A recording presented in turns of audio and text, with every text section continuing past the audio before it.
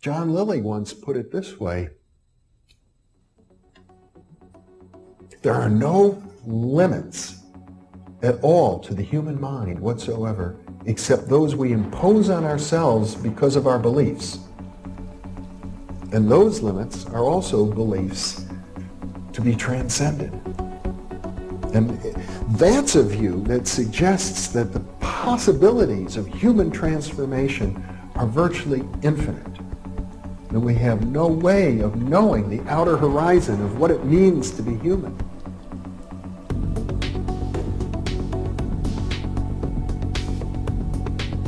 And really, to understand all this, everything, you have to go very, very deep into a study of history, consciousness, neurophysiology, everything.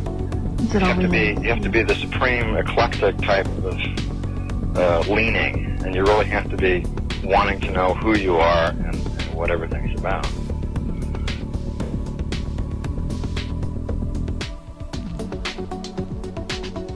And the thing that you'll find when you go to sacred sites, if you're very humble about it, is that you are on a personal journey, and the sacred site will respond to you in a way that is appropriate only to you. The information is always what you are searching for. And it's the intent you give that energy that defines whether it is used for right action or not. And it is inside these sacred spaces that you will be reminded that you are a god, that you are a bright star. So what you're trying to do is move through the course without ricocheting off walls or creating karma. You're trying to slide through things smoothly. How do you do that? It's called flowing. There's a technique that you can do that will allow you to touch some part of your inner being that has more knowledge than your conscious state does.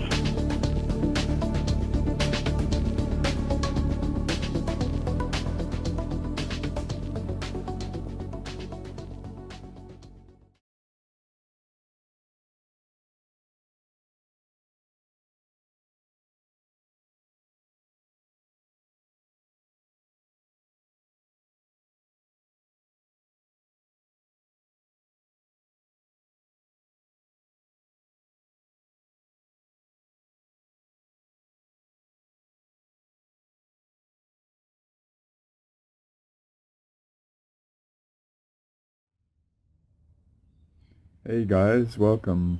Hodge, 7 of Truth, Infinite Potential Healing, with you once more in a bit of a maximum radius John McClane yippee-ki-yay reality fracker mode.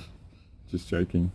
I hope you're well. Hope you find this in a good state. It's definitely been an interesting month or two. There's been quite a few events. If you've paid attention to what I've sort of alluded to and said in the last couple of videos, my Echoes Part 8 and the Earth Mother Pranic Healing prior to that, I was pretty close to doing another Earth Mother Pranic Healing because I think the collective has been quite an interesting variable.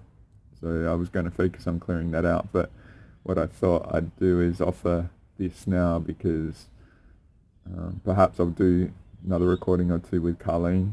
She's out there. There's been some interesting stuff happen even in this last week, which make it pretty cool to offer this now as variables to... I do these as offerings, and to add to your algorithm of perception and potential and variables at play and stuff. So if you've watched in the past couple of, because this will be recalibration to the new energetic reality part 3, and there's definitely been some interesting variables that we've all got in our individual lives, but they're collective and the bigger scales and stuff. So my rationale for offering this now is to be an anchor point to sort of review how you've gone individually, and you can use me as a reference, and the variables that I sort of sense and stuff you can do an overlay of yourself and see if you were picking them up, or if you can sense that those variables were a specific frequency sort of impacting you and stuff. The key that I've sort of said in the other prior to recalibration to a new energetic realities is, in my expression of my journey, I've always raised the bar very high on what I take on board as me, all right? And so the pattern I see in the majority of people, and I'm not saying you are, you're probably very responsible and proactive in your own development. Mosquitoes are going to be attacking me. It's a nice still day and warm day here. I just offer this as an observation. When it comes to sort of healing and the self-work and all that sort of stuff, and I'm compassionate on this, and compassion is the understanding variable of where everyone's at. Life is very demanding, and it puts a lot of components that require our focus to manage and live through. Say if you're mid-40s like me, you might be in a relationship, marriage, have kids, and have other family responsibilities like elderly and stuff like that, which should be responsible for, but can be demanding, and you don't really, you can't control every moment of what you do, so you got to fit this stuff around. And we can go into the philosophy of the reality and stuff like that. It's all by design and all that sort of stuff, but even if it is by that, to me it's just an opportunity to employ variables to find the slalom and navigate through, that image that I show at the start, at the end of the intro, where Richard Alan Miller is talking about going through that that pathway sort of thing, the image that I've got.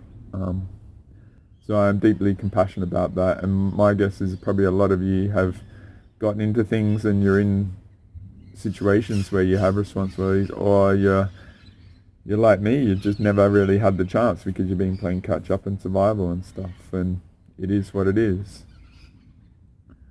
And if you've appreciated the bigger scales of things, say with the Echo series that I've offered and that, if you take on board, say, the perspectives that I've sort of, say if I say something public and recommend something, I've sort of done my discernment, and it's a variable I'm offering, and actually offering something public, I take responsibility for, because the impact and the influence of anything I say can sway people to their purpose or away from it, and I really take that on. Not a lot of people do, and there's actually, if you've get the drift of what I'm saying, there's actually players out there designed to not allow you to be where you're meant to be, and we're trying to play a catch up in all that. Posts during the week at Facebook. I've actually created a web page under my teachers section relative to some core, really awesome foundational audios relative to AshayanaDeane that I highly recommend. They're the ones that I really repeat and go back over, and have unleashed the consciousness Tetris in me this last 12 months. I was sending them out to clients and stuff, and last November I did a big send out of that, and honestly, I know with Carlene it was like a bit of a reality change, reality calibration when I sent that out to, say, 60 or 100 people or whatever. Those of you that have invested in it, you're sort of, to whatever degree, whether you're accepted or not, whether you take on board variables and discern it and all that sort of stuff, you've actually created a sort of anchor point for the potential of, if that is the truth, because I use that diagram, and I might have it here, about the foundation of truth and the falsehood and the inability to perceive and stuff like that. But for me, it's been a massive codex, and I make jest of myself and where I'm at all the time. But that's an effort to be humble because I'm hardcore, I'm committed, and if you really invested into the Amplify the Echoes Part 8 about the Avatar Tree, the Ermine Soul and Stonehenge and stuff, I've anchored me in an attempt to get what I felt was a mission for a very long time, and the big setup for failure with me with that. And so that release last week was a big impartation for me to put it out there and see the potential, especially with the way things are over in Europe and that. And so Europe's been a big focus, and in this, when I get into it, obviously there's been some big European events that are affecting us all and stuff like that. So I'm going to use them as reference points, and because I think they've affected us all in many ways. Mosquitoes, depending on the region of the world and stuff, but whether you're energetically sensitive to it, appreciative of the narrative construct, because it doesn't matter where you are, the variables in the narrative and they affect the collective in a big way are at play, no matter where you are and stuff, or what you accept and things, because yeah, it's just a really interesting time. And because I'm Aussie and in Australia and stuff, it might seem that I've got a vested interest in those variables, but my interest is to Earth Mother and our collective society as a whole. And while I might be in this culture, this region and stuff, it, from my observation, it does affect the soul. So if it's in your awareness, it's not. It's a variable out there. So by me, with that expression of who I am in this life, relative to my region and the culture and stuff, if it's not a familiarity to you, by me expressing this, I'm just offering it as a template to see how other variables in other regions might be affecting us.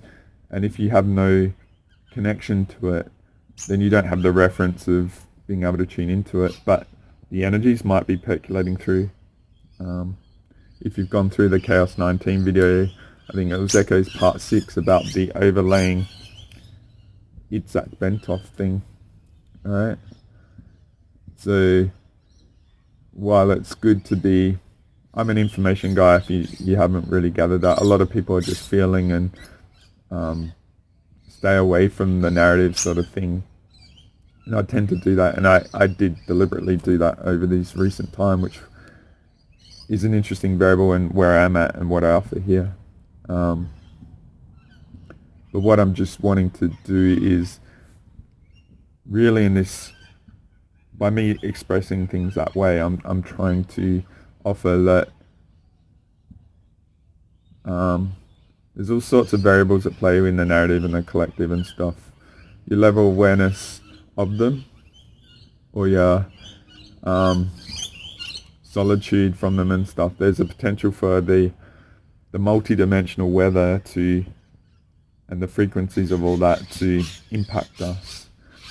And so this recent time in this echoes, this recalibration to a new energetic reality, because it is a new energetic reality with the things that have gone on.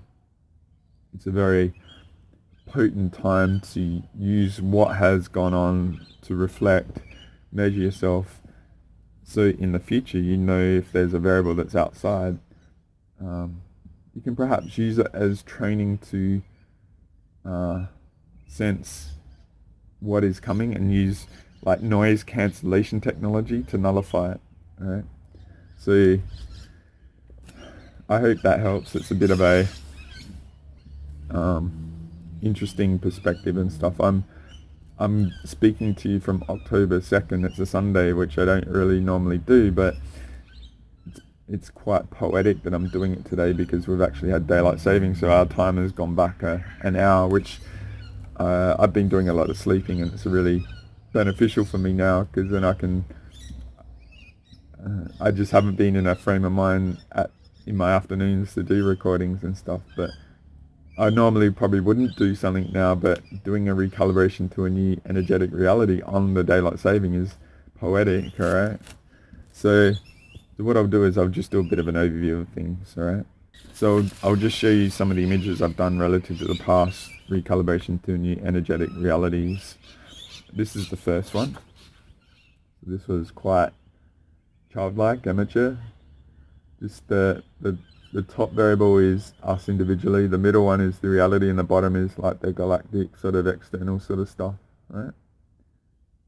So that's just how I started. So I'll show you the second one. So this got a little bit more detailed, right? So I break things down a bit.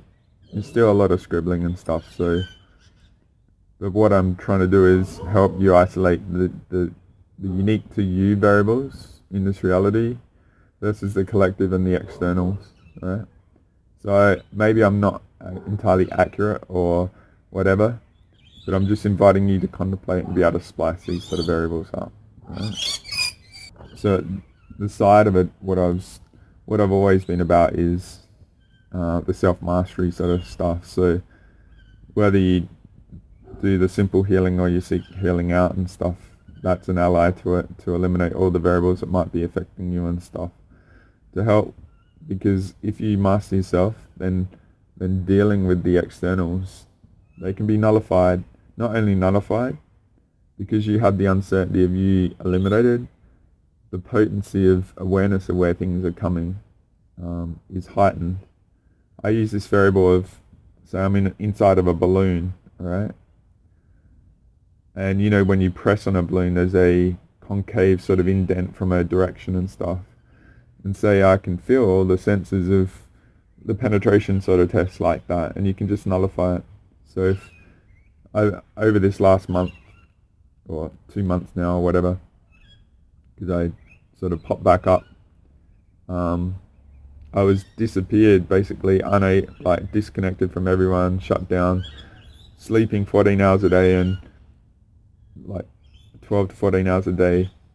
But outside that, all I was doing is meditating, having my food, make sure I got my body taken care of, and then I was doing healing, so I had no interference, very disconnected, as I'll get into a bit later.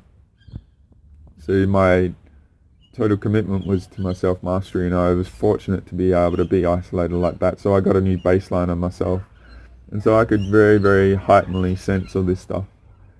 And I've got a lot of upgrades, so I've shifted, and as I mentioned about my website, I offered those Ashayana recordings, but I suggest you just go and do a bit of an overview, because I have changed my website quite a bit, coming out of the other side of all this, because I'm a different person. But yeah, what I'm just saying is, if you're courageous and invest in you, number one, the outside variables are a lot easier to deal with. So I'll just show you the third one that I've just done today. So this is a bit of an overview. So I'll probably show the image next to me. So this is a bit more defined, alright? And I'm not trying to be, you know, rocket science accurate. I'm just using sort of variables to sort of, the key is to isolate you from what's going on, alright? The recalibration to a new energetic reality, because these lines that are going up and down, they're like narrative events, alright? And it's really interesting, because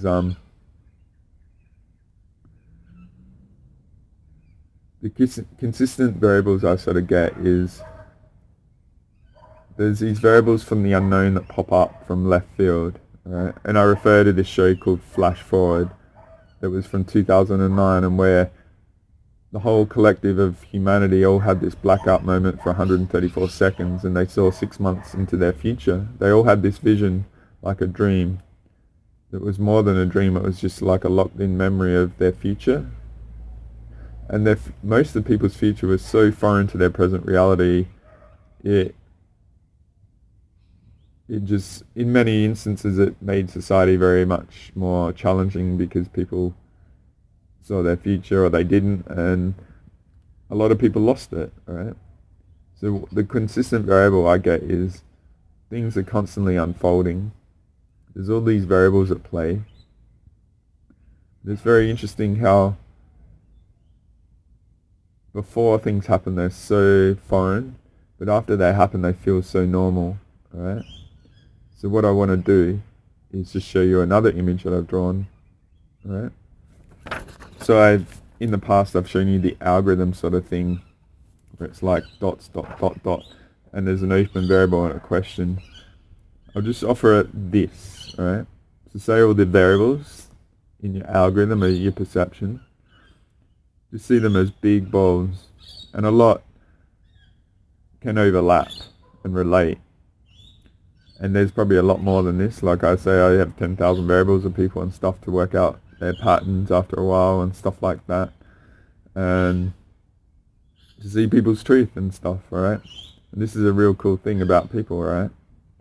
Truth isn't revealed when things are good. The truth of an individual is revealed when things are bad. So there's a lot of uncertainty at the moment. And if people are inauthentic, then their truth is going to be revealed, and you're probably not going to like a lot. And if you listen to the previous Earth Mother Pranic Healing, right, and I might have the image of the falsehood sort of and truth, is I talk about the sympathetic resonance to the falsehood, and my appreciation of that and why people gravitate to the falsehood, it's actually the corruption in themselves. And so that might be perceived as something negative and all that, and you go with that if that's the case. But that, to me, you say if there is a lot of corruption variables in people, and we just own it, then resolving that corruption and those variables offers us a lot of potential, right? So if people recognize themselves, not being tough, and I'm not saying you guys are, I'm just really inviting you to contemplate that maybe you're an epitome of authenticity and genuine kindness and stuff, and you're very rare in this world. And so I did one of my past emotional mastery series, or I think it was like an early infinite potential, part 3 or 4. It's defeat the healer and the false victim sort of stuff, right? Like, society loves to play the victim to all this shit going on, but there is some sort of relationship and connection to it. And, you know, like, if I go back to the recalibration thing, so if you observe society, and there's corruption is a massive variable, it's epic, right? But we can play that, the system is corrupt and all that, blah, blah, blah. But there's a sort of relationship to that potential of being a possibility, because it's brewing from, like, say this uncertainty variable. What if you use it as corruption variable? How does all the high number of people out there that do have corruption and self-interest and stuff, and would throw you under the bus when it's like a sinking ship like rats on a sinking ship when things are bad, right? How is that a variable that's at play? So I had in that other image about the self-mastery, right? And I'm not saying you don't have to be anal on yourself, and, you know, we're not all perfect, and don't assume that I'm not corrupt, all right? I'm offering that, but I'm willing to take responsibility for that, and you guys probably are as well. But I'm really offering it as a variable out there that don't assume other people are not as authentic and genuine and kind as you. A lot of the truth of individuals is going to be shown, all right? The truth of individuals is revealed not when things are comfortable, but when things are uncomfortable, all right? So just see the corruption out there as a variable, and why the falsehood reigns sort of thing. And we are in this world how it is, because... And I'm compassionate on people, because there's all these variables that are inserted into reality that aren't ours. And it may not be an original concept that that's how they are. It might be inserted as a program, like a violative component into people, but then they're running with it because they don't know that they can get influenced like that, right? But anyway, I just want to move on. I don't want to get too deep on stuff. I don't want this to be too long, but just contemplate that, right? Don't assume that everyone else is like you or as thorough as you, and you're actually probably very rare to even be courageous enough to master yourself, right? So I've just got sort of a list that I'm going to refer to. So if I'm looking away, that's why I'm looking away, because I don't want this to be too long.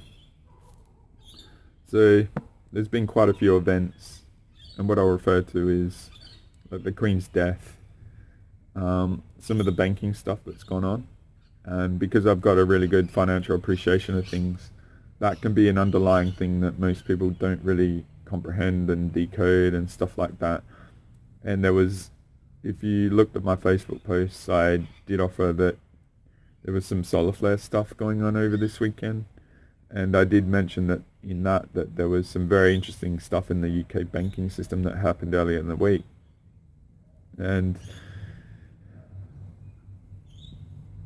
the money system is so fundamental to our reality and people. Right? I call it like a fabric, like an energetic fabric. Like we all wear clothes, or we sleep in sheets and stuff like that. So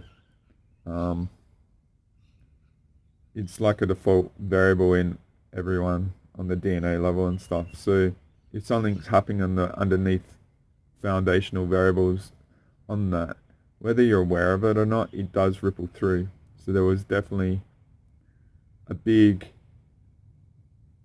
unseen, uncertain variable inserted from that, which if you looked at that image that I showed, so if you look at this image, I've made sure at the top I've used deliberately uncertainty as a variable in this, and see I've got this bigger arrow that's growing, because one of the variables I want to really offer here is the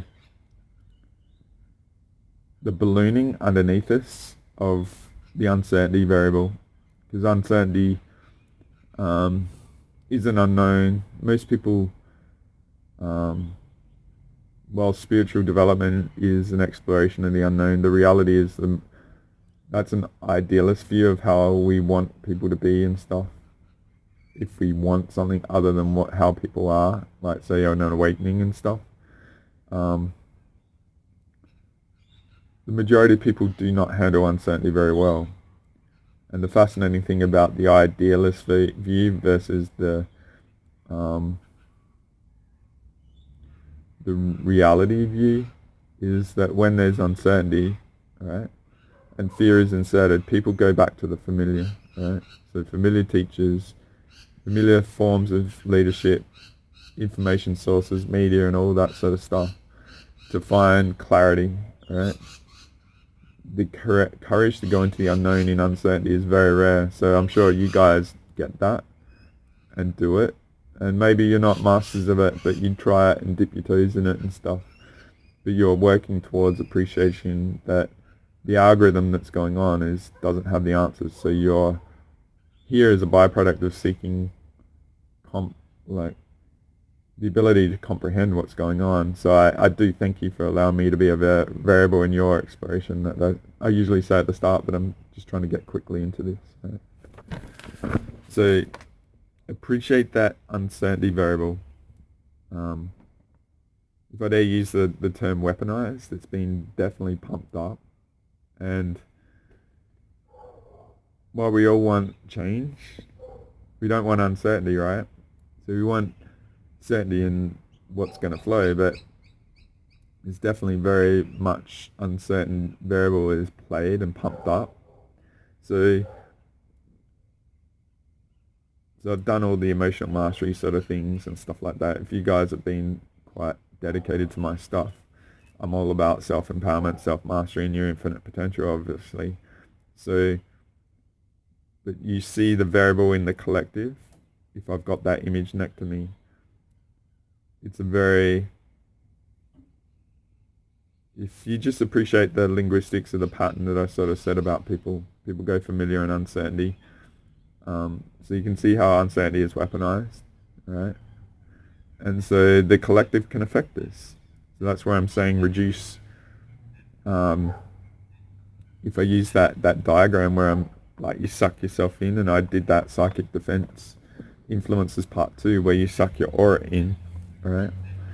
So if you employ that and realize with the recent events that there's probably a lot of variables out there that are at play as ingredients in all the stuff that we're all individually dealing with, as I have another mosey. Give yourself permission to realize that a lot of what's going on is not you, in you, alright? And the uncertainty being pumped up. If I have that other diagram, which I'll show you, as the collective drops, the uncertainty variables are inserted to chaos to maintain the reality in the narrative, alright? So just appreciate that that's where uncertainty variable is weaponized to maintain control, alright? The energy harvest, because emotions are energy, alright? So don't give away your emotional power to stuff, alright? So the vast majority don't know thyself like the self-mastery, so I'm really inviting you to consider that might be a variable that has been at play recently, and it will be one ongoing. So if you're feeling that, it's probably not you, alright? So you got to learn my suggestion is to learn to appreciate it. And in the past, say with the Carlene sort of recordings and stuff, I mentioned about how I tapped into my true soul essence, alright? And I've done past videos in the multidimensional method to the 3D Madness series about references of good states and sanctuary space and sanctuary state, alright? And those of you that have done pranic healing with me and stuff, I've offered a recording, and the Earth Mother pranic healings and stuff. There is an energetic offering in all those where you can tune into and recalibrate yourself. Obviously they're not good as a direct session and stuff, but with all the recent events, my suggestion is to actually explore that with me. And the key thing with the people sort of around me and that have done a lot, the epicness of all the things going on, it can feel very destabilizing. But in Influences Part 2, I described the upgrades and the new rules and stuff, and it's just the epic new sensitivities we have. It might feel like there's a cool Thomas Edison quote, what's his name? Mark Twain quote about a hen might cackle like she's laid an asteroid when it's just an egg, and it may feel like an asteroid level of event, but it might just be an egg, but your sensitivities are feeling like that egg is an asteroid, alright? And then you have a reference of a healing experience, and then you have a baseline realizing, wow, I just got freaking clubbered. The level of investment to put me off balance was epic, but it was so easy to get me back in alignment with myself, and it didn't take a lot of effort to overcome all that stuff. So just enjoy that your probably awareness is expanded, and you've got to recalibrate to your new levels of awareness, alright, and your talents. The emotional instability of the collective is definitely a very powerful variable, and as I said in the last video about a lot of people are probably looking to check out, as in suicide, because they've got themselves into financial traps and all that sort of stuff, and the uncertainty going forward, it's people like certainty. Like, say if you've got a business, like say if you take out like rent a property for a location, it's usually 5-year plan, right? How can you, I don't know what you're like, but trying to predict 5 days or 5 hours ahead, let alone freaking 5 years, it's crazy. The other thing is, if the uncertainty is impressing on that bubble of you, and it's probably, maybe you've gotten in, then a lot of people might feel that they're inadequate. They've got variables and they're conscious Tetris, or they're not good enough and all that sort of stuff. And what I would just say is, that's where you've got to really own your freaking Crocodile Dundee Star-Lord and pull it in and just say, no, this fucking shit is not me. Like that journey of self-mastery and stuff. Like I talk about 10 years of healing and stuff, and I've just been super thorough and all that, and I've needed it to survive and stuff. Maybe you don't need that. Maybe you're very advanced and you just don't. I just make it, I like being tough and thorough. So like I said, when the challenge comes, when times aren't comfortable, your real truth is exposed, and you might be like a chameleon, an empathic overlay of how others are to accommodate them where they're at, because a lot of people have an emotional intelligence where they need them to feel how they are. They project their feelings. So if you don't feel how they are, they think you're crazy or whatever, because you're reflecting their shit to them, right? So you don't have to take on those individuals around you. You can just be an anchor of stability, and you might actually be the bell of reference frequency that transmutes a lot of the uncertainty of those around you into stable mode, and it shakes off all the influences and stuff, right? So it can be really hard in the really challenging times to know what is you and what isn't you. And that's where I've just said, for me and my expression in my journey, super thoroughness, eliminate all doubt. And in my past, honestly, a lot of the healing sessions weren't for me. They were actually to heal the healers. And just to test that money isn't the driver, I can invest in someone and exchange this energy to actually go through the experience, to actually get the calibration of knowing it wasn't me, blah, blah, blah. But then it's also, to me, healers are the most precious people in society at the moment. Like, I always grew up watching movies like Dance with Wolves and stuff, where the medicine men who take care of the society were revered and supported by the tribe the most. So I was always had that as a variable of all healers out there and all other practitioners, because it's tough in this reality, all right? But it's not appreciated in our world and our society that it is at the moment. So it's just an interesting variable, and I just wanted to offer that. But my guess is a lot of you guys are actually entering your practitioner mode and you don't know it.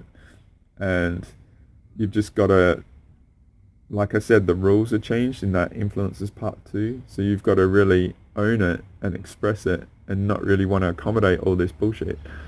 Like my gruffness and my like volatility, as it might seem and stuff, it's not aimed at you or any of the clients. It's aimed at the fuckery that's going on, right? And it's epic. And if you watch the last couple of videos and this one and stuff, it's just yeah, just those variables of external. And if you've gone through the Ashayana recordings that I've said, you'll just get how crazy and epic and bad it's been, and how freaking epic we are. And so yeah, just take that volatility in my perhaps randomness of expression that might actually be offensive. It's not targeted at you, it's targeting at the influences. It might be puppeting you. And if you feel polarized to me, it's probably them not liking me because they've got rule over you, all right? Just contemplate all that. The other real big variable that I probably didn't outline in that diagram was just feel how you feel about the reality and stuff and the structures around us. There is a deliberate void of leadership, right? And if I show you that diagram I had before, one of my ingredients of all that was going on was the void of the leadership. It's really fascinating, right? So these inadequate leaders, or they're aligned with the World Economic Forum, and you know, there's hundreds of governments and structures within governments all aligned with that shit, alright? They're not here for the people and stuff, alright? Let's say in Europe, deliberately, there's been a few, like if you, in the earlier recalibration shows, I talk about the elections and stuff that went on, and new leadership stepped in, and they're all aligned with certain things. And say Germany's policies changed very abruptly. The attitude to say Russia and the war and that is very polarized. and they've used it as a justification to cause a lot of suffering to the people of Europe, like financial bills and electricity bills.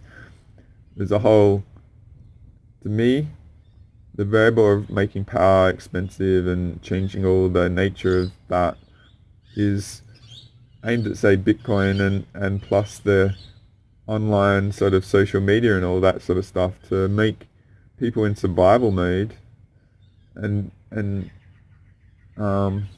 take them away from the focus of all the corruption and all the bullshit going on, alright? And the control. So if I show you that other diagram, so it's losing control, create chaos, losing control, chaos, and survival variable is a big variable of chaos to take people off their awareness, alright? Okay?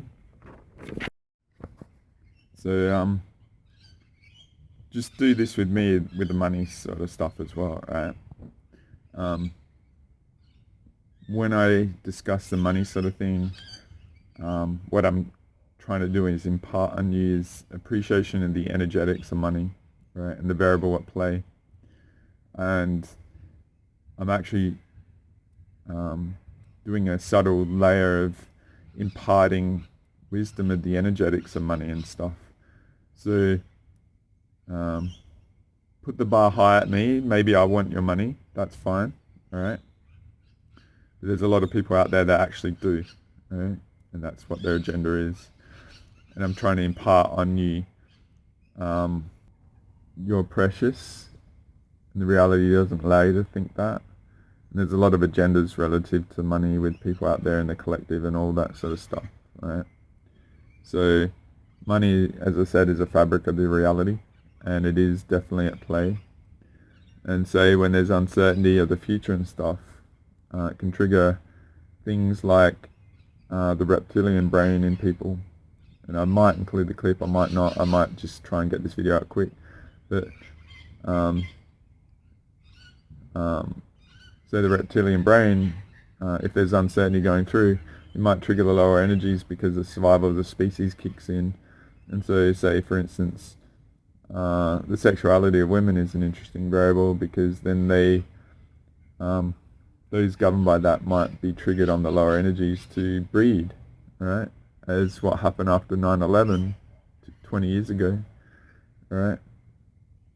So, and a survival aspect is materialism in this reality, so greed can kick in. And that's what I said. The truth isn't revealed when things are good, the truth is revealed when things are bad, alright? So just employ what I say and use me as a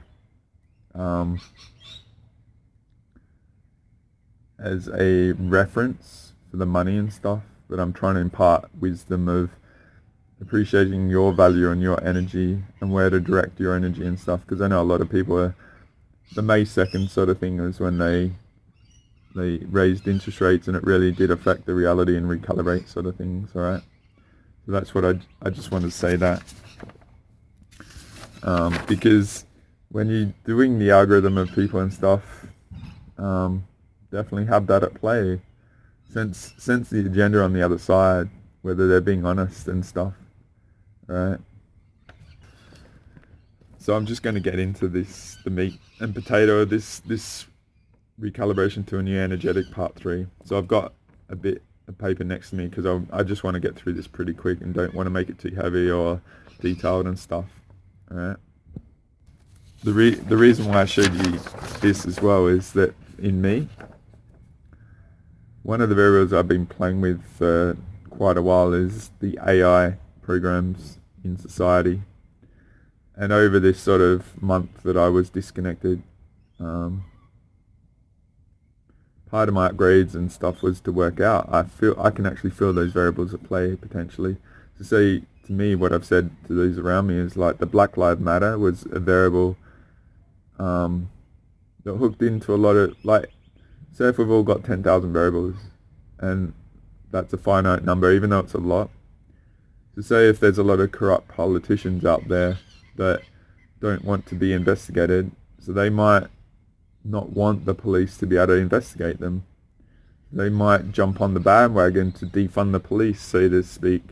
So the police investigation, the crime units and all that are defunded so that they can't investigate their local regions, right, of the corruption, let alone election sort of stuff, right?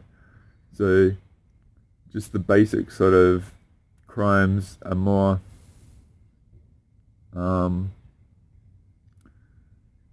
within those sort of aspects of society are impressed upon those people that's their focus and not the other bigger white crime sort of thing, right? So and sort of like racism and all that sort of stuff, that's a bubbling under variable, but people, like, society rewards the victim, and a lot of people want to get an easy ride and paid and all that sort of stuff. And I'm not saying that those people don't deserve it. We all deserve it. We're all victims of this sort of reality, right? But yeah, if there's all those agendas going on at play, it's very easy to do. So what I've been doing in a background variable is trying to perceive the subtleties and the recalibrate to the variables. So if I do that image, to say in my own perception recalibration, say AI events, and I haven't done it there, it's a part of not me, it's these lower levels, right? So the AI is at play, right? There's this guy out there about 6 months ago, I wanted to go find him again. He used to be on YouTube. His name is Mr. Cat-Eye, M-R-C-A-T-I. He got deplatformed from YouTube, but he's on Rumble. So I highly recommend you go and do that, because he's into numerology and stuff, and it's an interesting sort of variable. But I was getting into him about 6 months ago. For whatever reason, I was just curious what happened to him and started getting into his stuff. Not releasing as much as what he had. He used to have 50,000 subs on YouTube and stuff, and it's unfortunate, but he, going through this Ashayana stuff and overlaying it's very interesting, because he has numbers like 888, which are the Anunnaki, and 17s are the Draco sort of thing. And so his big thing is number 23, 17, 8, and 9, and all sorts of other numbers. And it was the Queen's death. Once I got the death, long story short, on that date, which was in the narrative, seated. So I've just got that as the Queen's death, like the crown. Once I got the death date, then I could work out that I was actually, in my patterns, I was actually very close to working it out. And I just got a bit distracted and energetically depleted and stuff, and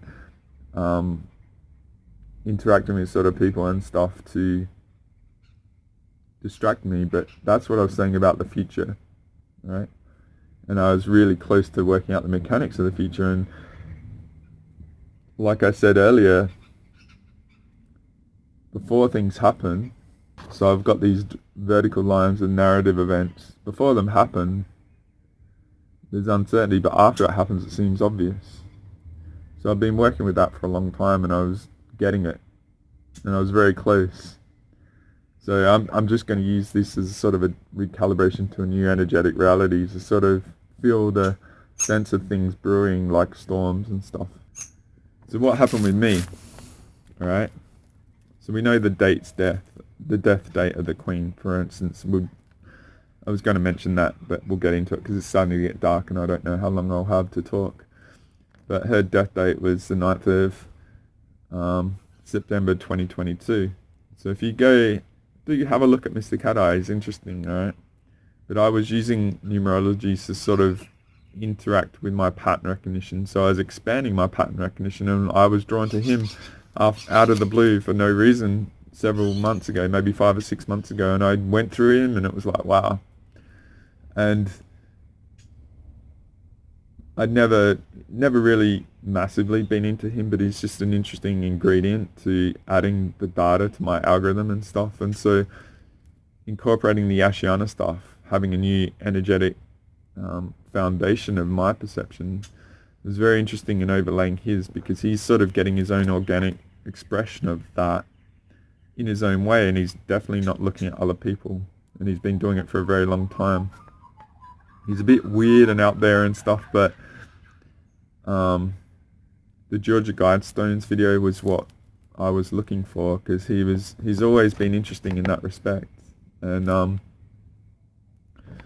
yeah, it's really, I won't say too much because he's not really supported, and I'm on this platform, alright? But I was very close to sensing what was going on, because as I said in the past 2 videos, particularly the last Earth Product Healing, August 31st, I think I just went into sleep mode, dreamtime mode, which was over a week before it happened.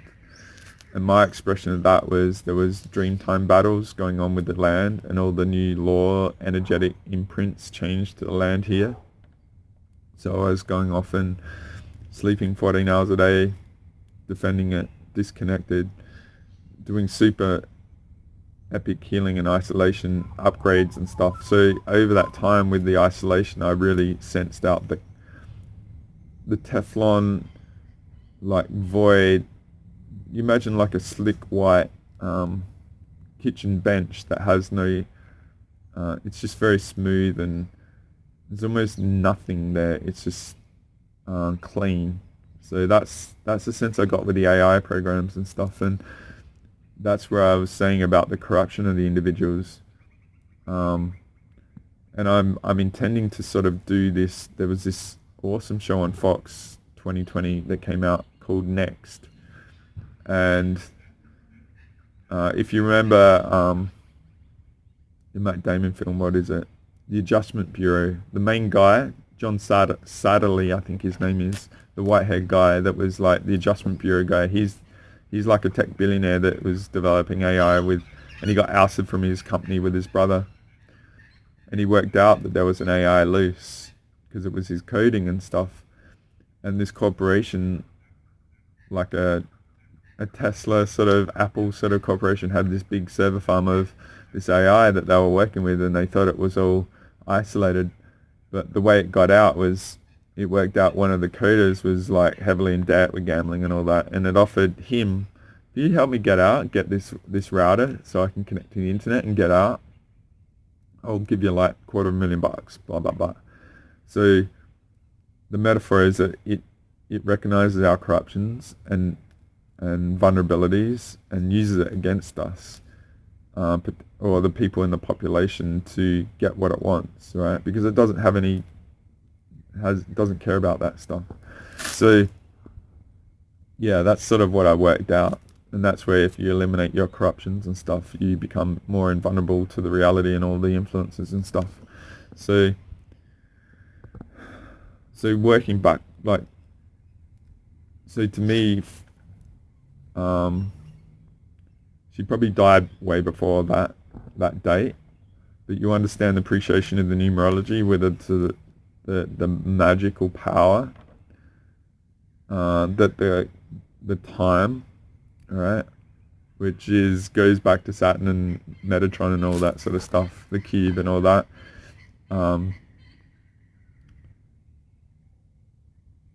It has influence over the narrative and those in the unawareness, right? So there was, if you use those variables I've offered and just contemplate how powerful and potent that date was, then if you look at the day before, there was another interesting variable.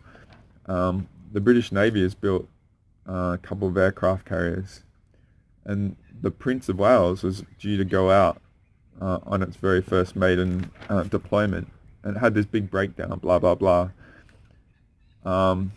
You imagine if King Charles in the narrative has the Prince of Wales aircraft carrier out on the seas. So yeah, I have to understand, like, say that Dreamtime sort of battle and fighting and whatever I was doing, right? It's about impressing the law from the false, like the negative Dreamtime. So say when Australia was colonized, convicts were sent, and they were carrying massive amounts of demons and entities for a spiritual warfare. So if you go back and listen to Echoes Part 8, I sort of offered that the British Empire for that tiny island was using the Phantom Matrix influence to do spiritual warfare around the world, like say the Opium Wars and all that. Like if you go to Lyndon LaRouche and EIR, Executive Intelligence, one of the big things I've always been fascinated about is the drugs, and they get into HSBC and all the negative drugs and cocaine and all that, controlled by those elements still, all right? Especially they go through like what happened with South America and Colombia and all that, you know, and then influencing the US over the last 3 or 4 decades and blah, blah, blah. You can go to movies like Sicario, you know, where certain aspects of some governments control it because they... Anyway, I won't get too much into that, but all that thing has been an interesting variable, right? So if you appreciate the influence of the British into the reality and stuff, the Maritime Admiralty law is a big thing. So actually having the Prince of Wales ship out when King Charles has been put in place, it's a distortion from the sea maritime law. So it was very interesting variable that happened, you know, to a brand new ship, blah, blah, blah. So to me it was, they couldn't do it too long before, and they couldn't say I was going to like have an excuse. So creating a failure to justify it. My guess that ship will probably change names. Who knows what will happen, but just appreciate those of you that have been thorough explorers over the years. Jordan Maxwell and the Maritime Admiralty law is a variable out there. And yeah, it would have been a distortion in the narrative if the Prince of Wales ship was out there. So that happened the day before, and to me, like, I was going to work in the Dreamtime defending the land from the impression of the new energetic rules and all that negative blah blah blah, like witches and all that, like magicians that control all that, were at play perhaps through time and stuff, you know what I mean? So in those past 2 videos I've put stuff in there for your homework on that. I don't really want to get into it and take away too much, but that was definitely at play. And so I found that as an interesting variable the day before it was announced, all right? So another thing is the vacuum of leadership, all right? So to me, right, if you go by that date and you go back, a lot has context, all right? So just see how there's been a subtle, like I mentioned all those elections and stuff.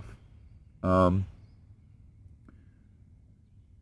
people in place, obviously not for our betterment and stuff, long story short, but there's been a vacuum and a void of sort of people we can trust and stuff, right? So this is not aimed at you, but this is appreciation of that collective, all right? And I might keep this image on the side of me all the time now, and before this, but just appreciating the collective and the bigger scales of that void of leadership and creating of actual negative events, right, and uncertainty. People don't self-actualize and self-govern, you know. In times of uncertainty, like I said, people go back to the familiar and they want leaders and stuff. So to me, there was a massive void of leadership, play, and the reality is just like a game sort of thing, right, and a play, like a TV show sort of thing. So the narrative was setting up for failure to create the void for someone to step in.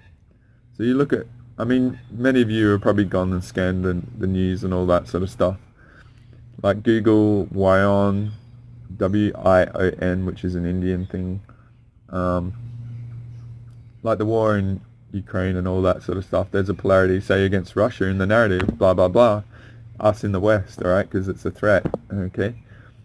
So you can see, if you went back over that stuff, the sense of the narrative towards King Charles is very positive. It's giving him an attitude of strength and calibration and blah blah blah. It's not about you in the outrage mob and stuff. Like I've said in the narrative, sort of, this is from Echoes Part 5 about the narrative and stuff. Outrage mob might go to the second tier, but they're never really going to do healing. It was very interesting because I was in this very pure sweet spot state of all this sort of stuff, and I had no negative thing towards the Queen and that being and stuff, or whatever she is, right? But say there was a lot of beings in the alternate community that might be below the main narrative and stuff, they were very negative towards her and like telling her to fuck off and all this lizard queen and all that bullshit. But to me, all that is trap, because these people are anchor rods for that emotional energy.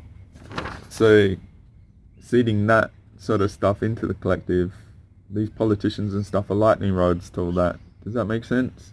So playing that and feeling that, it doesn't really help, right? So I just want to really offer that there was a really, like the contrarian view that I've talked about, and the traders versus the herd and stuff. That's why I found it exquisite, the game at play that we're just not even in the ballpark of, and how that actual void and all that was the sort of wrong done to all of Europe and many other parts of the world. Say Australia is like in the the Commonwealth and all that sort of stuff, as is Canada and that. So this sort of bad leaders has created this want in people that they want good leaders. So I got the appreciation of all that coordination of all that shit is to actually, those in the narrative, and I'm not assuming you are,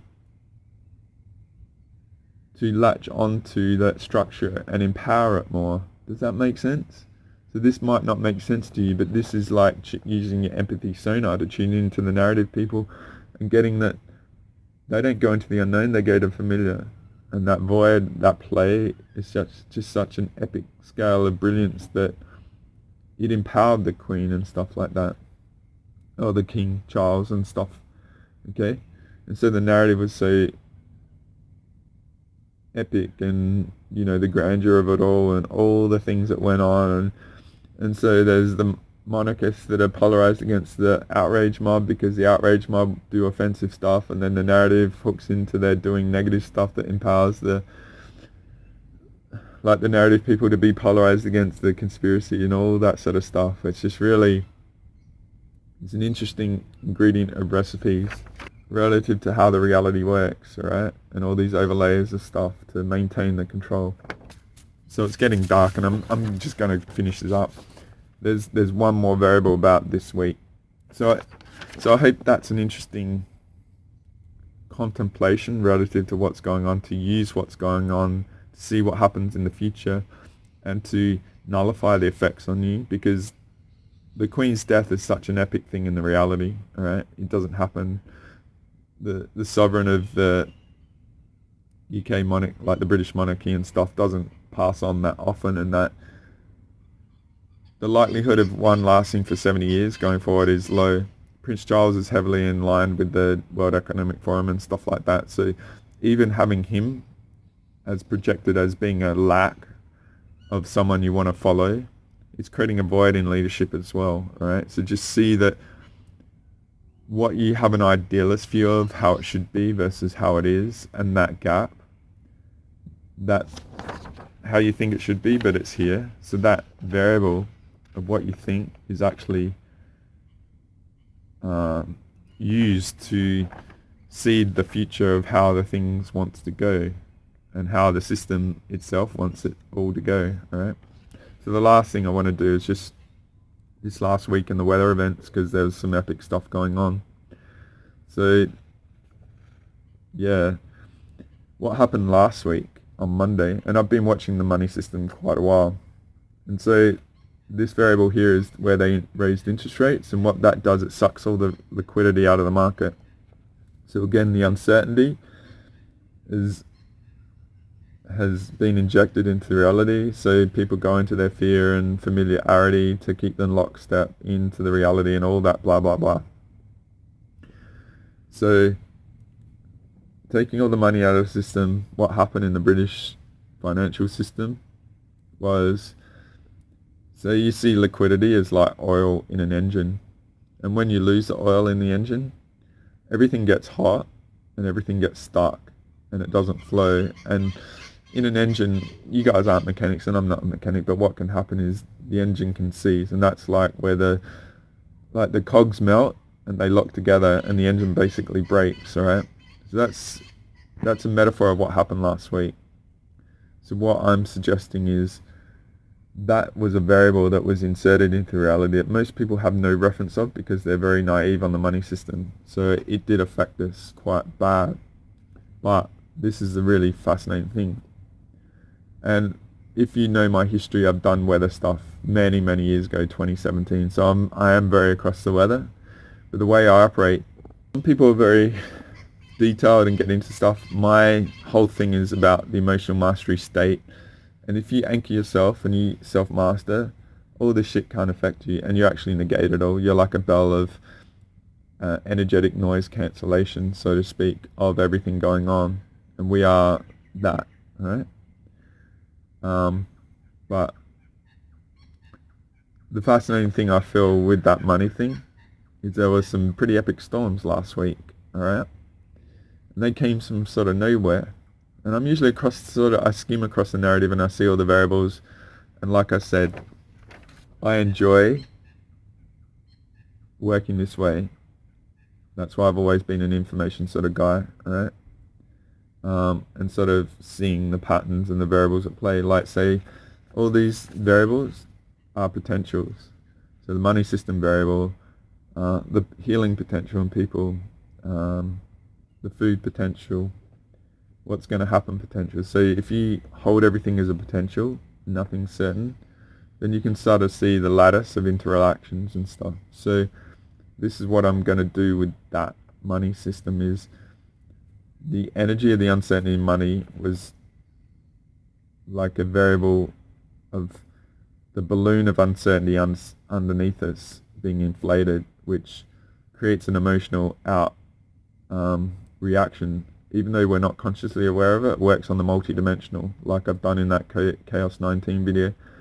So what I felt was, and I'll look to chat to Colleen soon because she's very good on the elementals, is that energetic uncertainty variable was harvested and used as like a battery to empower all those storms that came from nowhere last week, right? So, and then those storms, right, wherever you are, inserts a massive variable of uncertainty and fear and all that sort of stuff. So I actually know people in around them, and it was probably very, very good test for some people and stuff to realize that, right, to be in it and to see how you really go through it and to really do what I suggest. Say you're in the path of the storm, the collective of your region is really fucking off their head in fear. So the potential to impart and be impressed on into your bubble of defense of what's going on in the reality is a very high potential. So if you've got vulnerabilities and stuff, that's what I'm saying. These are all tests to see your truth, because the truth isn't revealed when things are good. The truth is revealed when things are bad. So my metaphor of that is back when I was doing IT, and I did something called an MCSE and a VCP, like VMware Certified Professional and Microsoft Certified Software Engineer, right? Early on in that, a lot of people could cheat, and they get the certificate and get a lot more money from whoever they work for from that. But I was like, what are you going to do if you're in the freaking coalface of real problem? How are you going to work? How are you going to be able to operate because you're fake? So I've always been authentic like that. I didn't want to get into a situation where I was expected to do shit that I didn't know how to do, because that was terrifying to me. So being thorough and being complete and authentic and legit has always been key to me, alright? So a lot of people are all facades and stuff and all that, and it's cool. I'm just using that as an example because the tests in the coalface reveal a lot of truth, and there's a lot of potential. Then there's nothing wrong or right about it. It's just how far can your potential go, sort of thing. So you see about the storms and all the variables it affects and stuff like that. I just want to offer you a relationship to how uncertainty is used, and it's a variable to recalibrate against, and how it's used in the narrative and all that sort of stuff. So it's quite dark already. maybe I want to extend this and stuff like that. But yeah, I just wanted to offer that, and you can do a hindsight reflection of the recent times and stuff like that. There's definitely, the liquidity has been sucked out of the market, so a lot of people in fear. I know there's a lot of people sitting on massive piles of cash, and people hoard stuff, and they don't want to do things because there's uncertainty going forward. And my advice is, who knows what the future is? You have now. What's the most potential you can realize right now? And I'm not saying if you've got no money to do stuff, right? A lot of you probably don't have the resources and stuff, but don't underestimate that the level of greed and the level of criminality and corruption is bubbling up, right, to be revealed. And it might be very foreign concepts to you, just like I said about tuning into the scumbag aspects of people, and like the Ted Bundys and all that sort of stuff, right? So again, I don't want this to be too long. It's getting dark. I want to thank you for finding me, and thank you for having the courage to explore this material. As I've said, I've created this like pretty good reference sort of page of some core audios of AshayanaDeane that I've referred to, and they're there for you to download. I hope you take advantage of it, and I hope you invest a lot in it. I hope they offer you an absolutely awesome new foundation to your truth potential, and you start decoding all the bullshit out there, because I think once people do, you guys will be an anchor point of a new level of truth, and so the falsehood won't be able to maintain themselves, and their truth will be revealed, and you'll see through all this stuff, things like guides and, you know, relying on variables that you think are more powerful than what you know. Yeah, so don't underestimate how awesome you are, alright? It's been very tough, very demanding. There's been some big epic events, and this is, I hope it's a bit light and it's a bit easier to sort of recalibrate to you now and what's going forward, and maybe employ it as a reference to see how the future unfolds, alright? So I just want to thank you. Lots of love, guys. Well done for championing through, and yippee-ki-yay, you reality frackers. We'll see you next time. Lots of love. Andre out.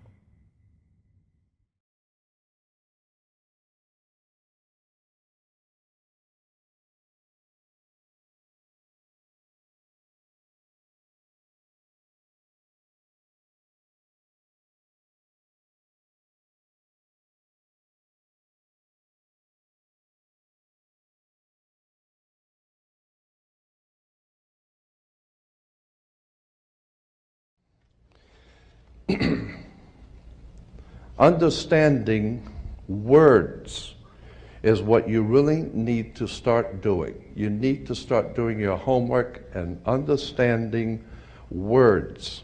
If you put an S in front of words, it becomes swords.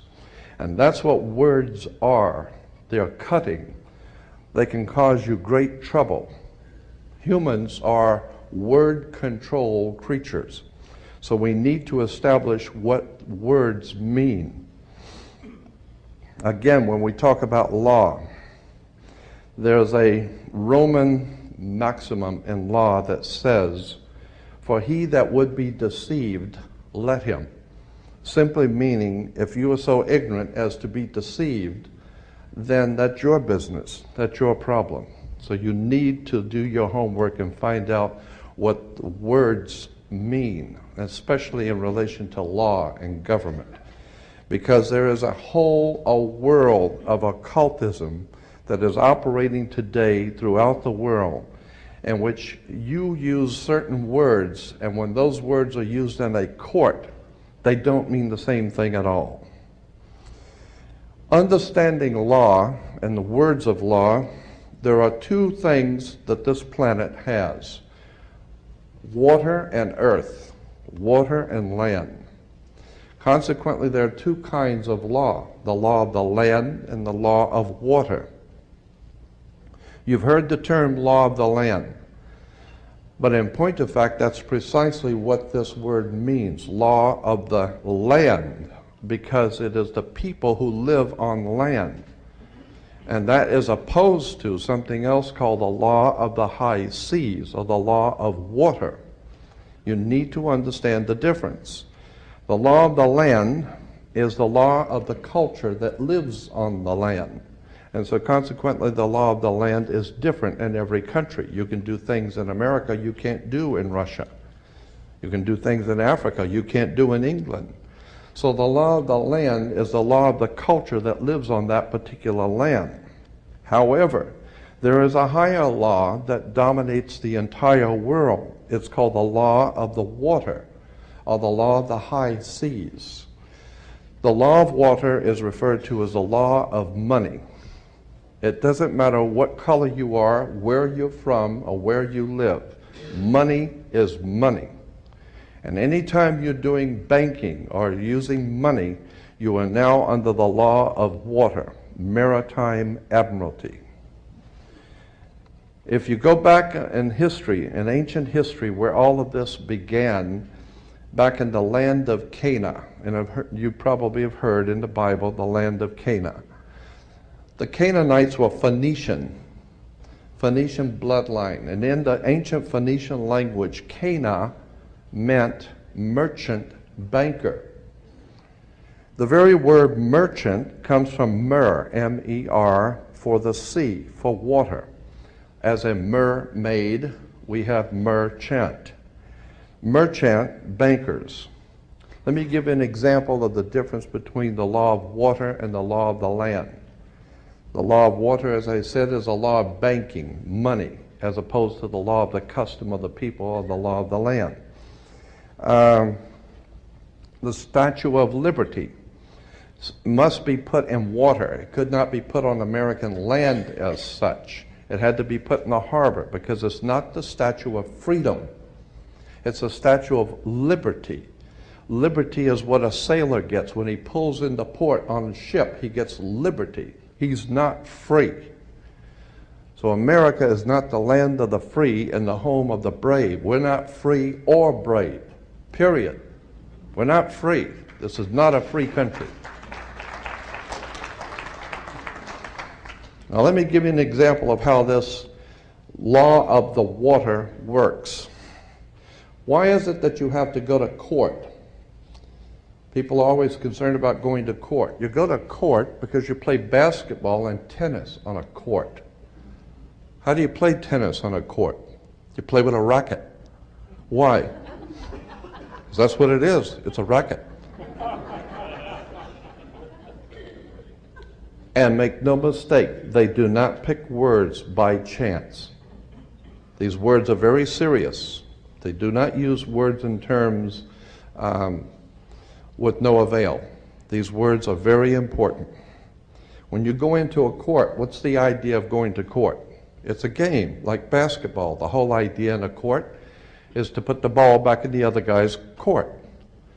One team gets up and they throw the ball over to that team of lawyers. That team gets up and throws the ball back into their court.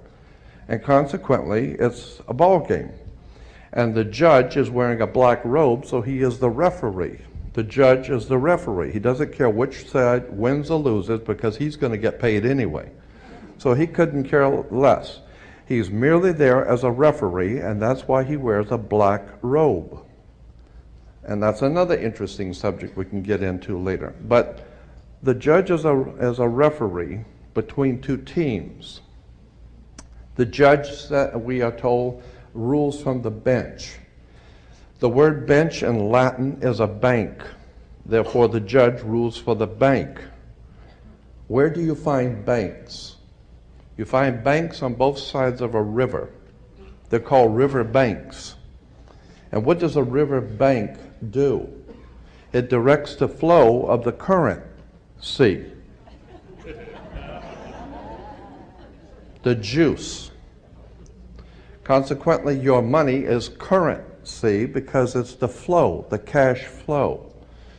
And I'll give you an example of how this works. When a ship pulls into a harbor, All ships are referred to as female. Airships, rocket ships, sailing ships are always female. Why? There's a very good reason. Maritime Admiralty Banking Law says all ships are female because they're carrying items for money, and so consequently they are under Maritime Admiralty Law. Admiralty is where we get the word admiral, admiral of the Navy. Let me give you an example of how this works. When a ship pulls into harbor, it parks at the dock, and it ties off at the dock. The captain has to provide for the port authorities a certificate of manifest, because yesterday the ship was not here, but this morning the ship pulled in, so it has manifested. So consequently, all the products, the $800 million worth of TVs or Toyotas, have manifested. So each one of those items coming off of that ship has come off of water. And they has come in a ship. And consequently, on a ship, all ships have a captain. The word captain comes from a Latin word capital, money. So the captain represents the money that's on board the ship. And as I said, the captain has to present to the port authorities a certificate of manifest for each and every item. How much does it weigh? What color is it? How many doors does it have? Etc. And consequently, the captain presents a certificate of manifest. The ship is sitting in its berth. Wherever a ship sits when it docks is called its berth. She sits in her berth, berthing a ship. Consequently, all the items, as I said, coming off that ship represent money. They came in on water. They are Maritime Admiralty product. And this is true all over the world. Now, when you were born, your mother's water broke. And when your mother's water broke, you came out. And this is why you have to have a birth certificate, because you are a Maritime Admiralty product under international law. You are considered, your body is considered a Maritime Admiralty product. Your mother delivered you. This is why if you go to Sears and buy a refrigerator, they will ship it to you. They will deliver it. And that's why you were in your delivery room. Your mother was delivering a product. Maritime Admiralty, you came down your mother's birth canal.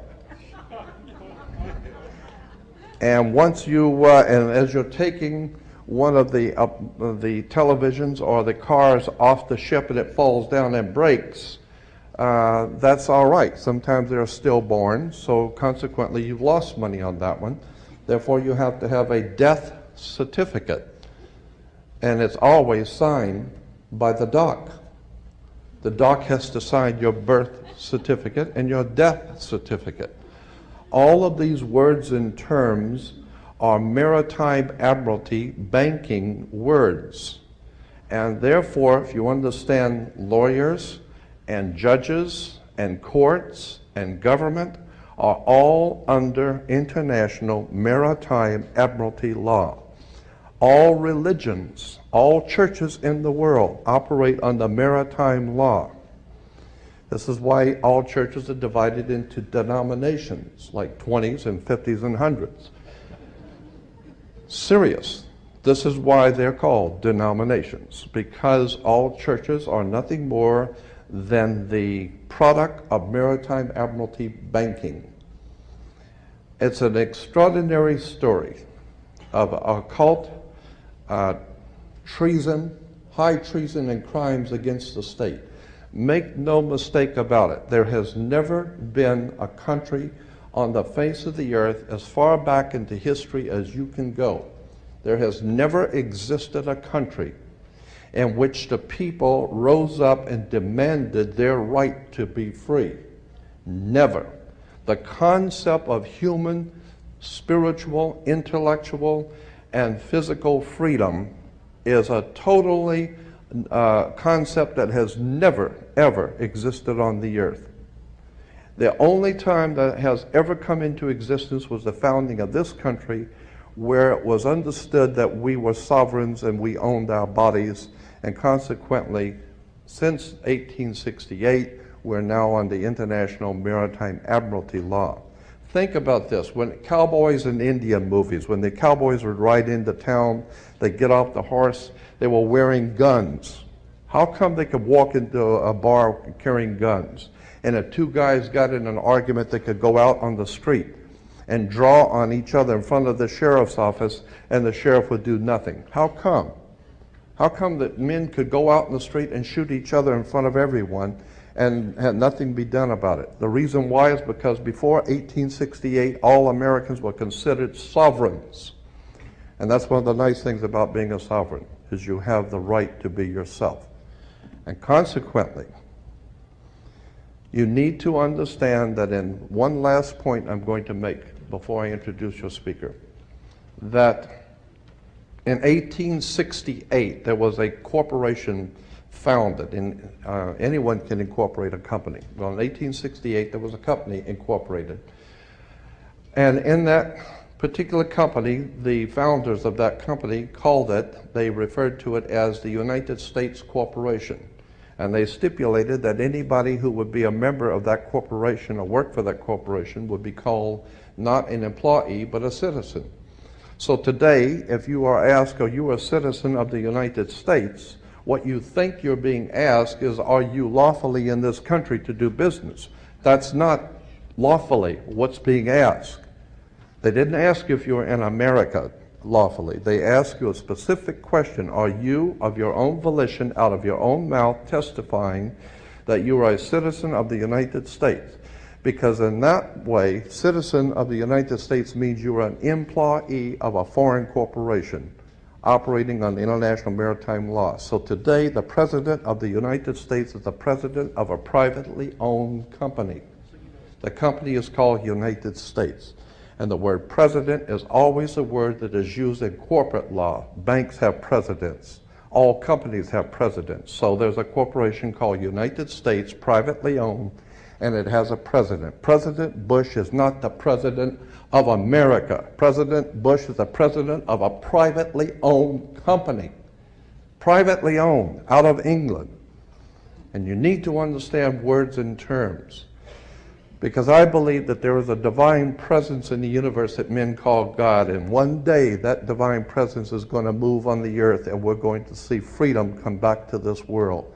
And when it does, you're going to need to understand words and terms and how they have been used to trick you.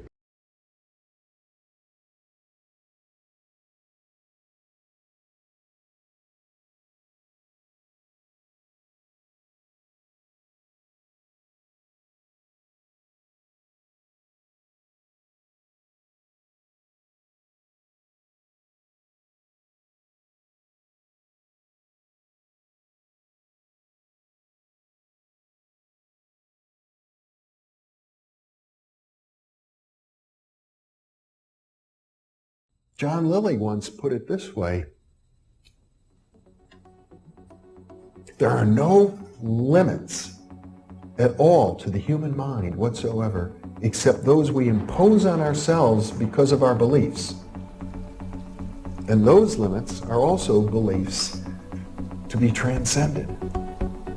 And that's a view that suggests that the possibilities of human transformation are virtually infinite. And we have no way of knowing the outer horizon of what it means to be human.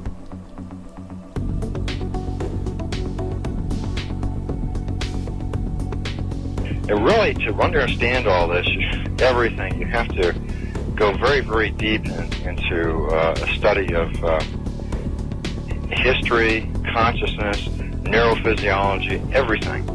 You have to be the supreme eclectic type of leaning, and you really have to be wanting to know who you are and what everything's about.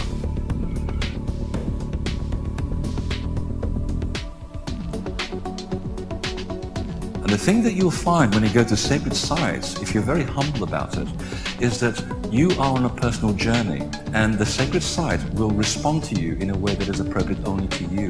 The information is always what you are searching for. And it's the intent You give that energy that defines whether it is used for right action or not. And it is inside these sacred spaces that you will be reminded that you are a god, that you are a bright star. So what you're trying to do is move through the course without ricocheting off walls or creating karma. You're trying to slide through things smoothly. How do you do that? It's called flowing. There's a technique that you can do that will allow you to touch some part of your inner being that has more knowledge than your conscious state does.